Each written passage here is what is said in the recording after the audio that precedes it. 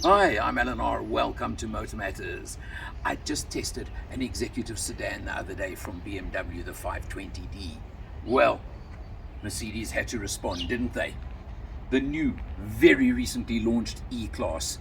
This is in E200 petrol, guys, this time. But every time you see the three-pointed star, I think it gets bigger, doesn't it? I still wish they had it on the bonnet over there, but that's not the point right now. But also look at the mini little three-pointed stars throughout the grille, how it's made up. It is, without a question, a Mercedes. We all know that. But it is neat, it is functional, but with a tiny bit of aggression as well, especially looking at that little black splitter over there. It just gives you that slightly aggressive feel. But if you come around to the side over here, you can see you've got 21-inch alloy wheels. AMG badging on them as well, but they look mean, very low profile. But I've got to tell you that even with very low profile like this, it still gives you an extremely comfortable ride. It does not, in my opinion, affect the ride at all. Pop out door handles, they really look good as well, don't they? As you approach the car, they pop out to unlock. Simple as that. Now, because this is your executive sedan, you know it's the car I love, the style of car that I really love. Let's take a look. You come over here and you take a look. Full aircon controls for the back seat. That's first and foremost, and I think that's really important that you do get those. 2 USB-Cs below there, so they're certainly catering for the passengers in the back. Driver's seat set for me, plenty of legroom, and the headroom's also good. Look at this. I must say that the backrest of the rear seat leans back maybe a touch more than some other cars, which helps create even more legroom, but it also does give you that lie back, relax posture that you can adopt. And a nice feature as well is air vents for the aircon system in the door panels as well, in the B panels over here, so your rear passengers have got there and there. In other words, your rear passengers can keep their cool very definitely. You have a look over here, you've got glossy black, you've also got this aluminium type finish, and I mentioned your upgraded Burmester sound system. That really is an important feature, particularly on this car. A very sharp C-pillar. You can take a look over there to a sleek back, and of course your sedan tail end. And a feature of the latest generation E-Class is, notice the Mercedes logo, the Mercedes star in the tail lights even. Little touches that mean so much. Big aggressive exhaust over there and a diffuser below. And pop open the boot. Look how far it goes in that way. It really goes far. No spare wheel, as unfortunately you expect from cars of this type these days. And should we do an Allen test?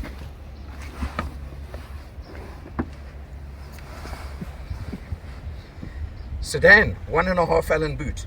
That's big, folks. That's very big.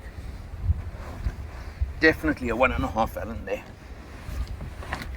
And if you do need more space, there's a little button over here that flips down the back seat from there, so you can even extend if you want to.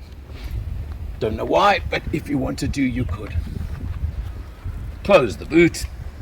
E200 2-litre turbo petrol engine with a bit of EQ assistance as well. Gives you 167 kilowatts. It's 150 plus 17 kilowatts of EQ assistance, and it gives you 320 Newton meters of torque. Rear wheel driven, 9-speed automatic gearbox that you never ever feel a gear shift. Let's check it on the road and let's check it inside. Mercedes E200 out on the road. You can see we're on a freeway now in the evening, and I've come out deliberately in the evening because there are a few things to show you. Besides obviously your digital instrumentation, which you know you can set, you can change, you can configure any which way you want. Gigantic, what's this, a 15+ inch screen over here? I don't know, it's just big. And it's on Android Auto at the moment. It does have built-in navigation, and then look over there, there's even a third screen for your front passenger. But do you notice the ambient lighting in the car? Take a look. Now I've got it set, I can't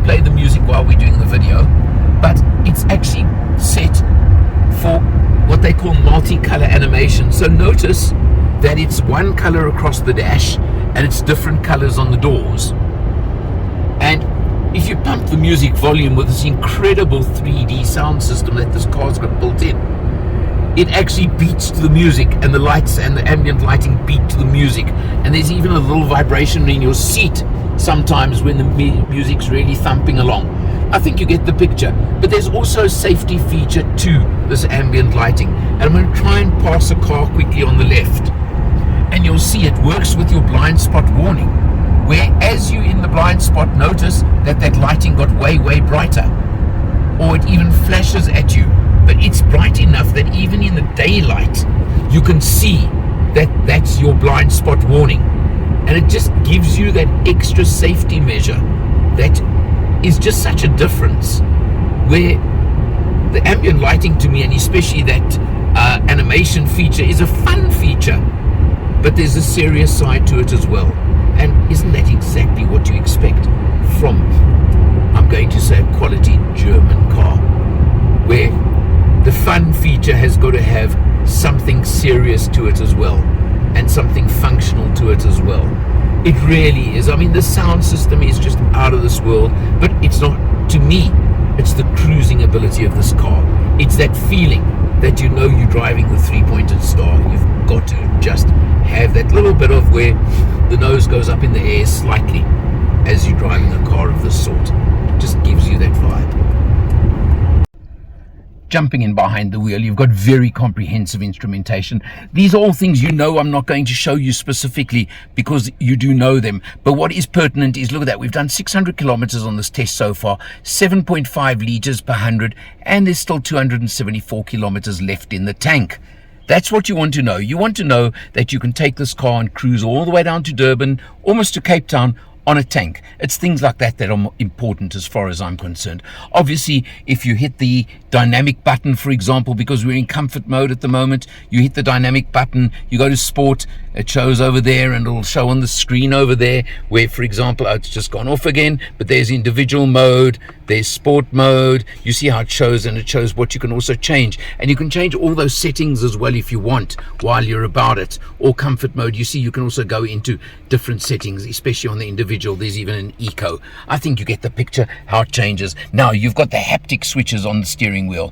Not always my favorite, I'm sorry to say, the haptic little switches and buttons, but they do work, they work well. You've obviously got active cruise control, active everything. You know what it's about. I'm not going to spend time over there. You've got paddles behind the steering wheel as well, and you've got my favorite gripe about Mercedes, which is, of course, the stalk for the gear shift instead of down in the center somewhere.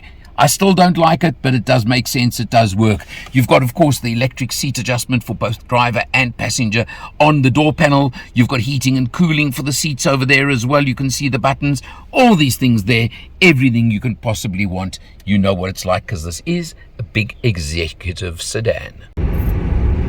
Cruising along out in the country, and we've taken a MotorMatters road trip just for a change, so we can really enjoy this E200. And I must tell you that it is sheer class. It is comfortable, luxurious, 150 kilowatts, 320 newton meters is more than enough for a cruiser. It's not a sports car, it's not a racing car, but I don't expect it to be that. It just cruises beautifully. So we've taken it out on a country drive. 9-speed automatic, obviously, as you'd expect from Mercedes, smooth as anything, never feel a gear shift, never feel a gear change, nothing of that sort. It just is smooth and comfortable and relaxed. You're ensconced in luxury. You've got everything, obviously, feature-wise. It's got everything you can ever want. It's got all the safety spec as well.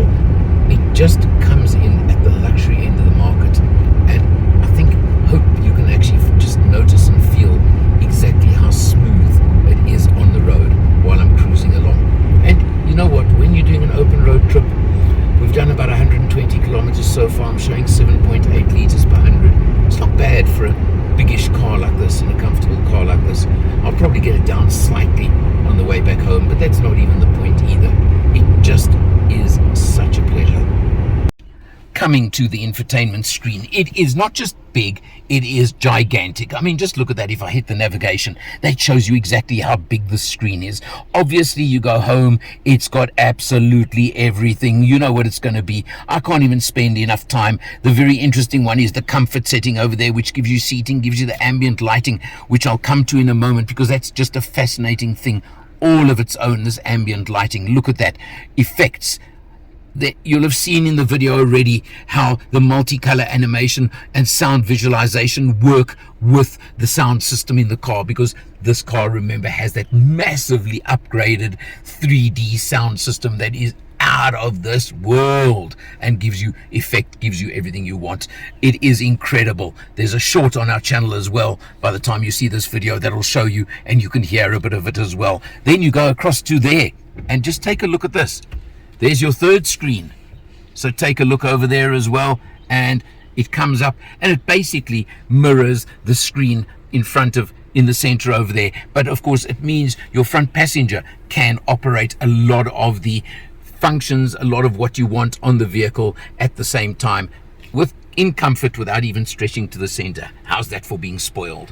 Well, now, obviously, also on the screen, let's just take a look. You've got your camera views, you've got your rear camera, you've got the overhead, you've got different views you can get. Look at that, the side views. I think you know exactly. I mean, it's got every possible, and it's got parking assistance, which you know I never use, but it's there as well, so just keep it in mind. Okay, front camera image as well, so you get a lot of, for example, when you stop at a robot, you get that front view as well as a safety function, I suppose.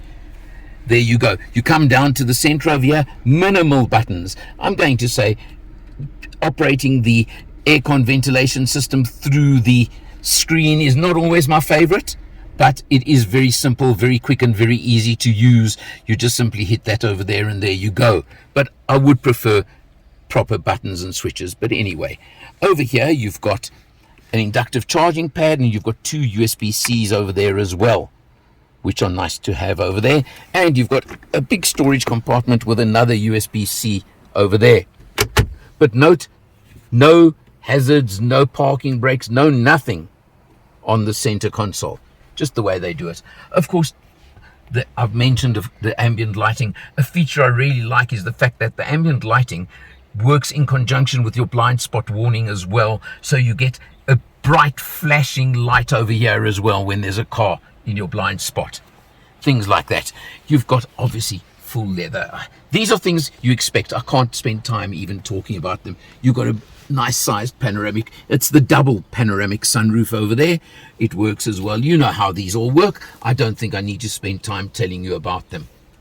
This is a luxury sedan in the truest sense of the word, and it is the successor, in my mind, to the original W123 E-Class of the mid-1970s, which to me was the first Mercedes almost for the executive person, but the average executive person, if I can put it that way, and not heads of state and major MDs of major corporations. It's where it came into the real world, can I say.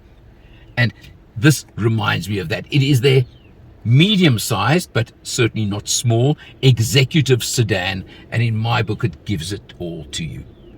Now, I know you're going to ask me, I just had the BMW 520d on test.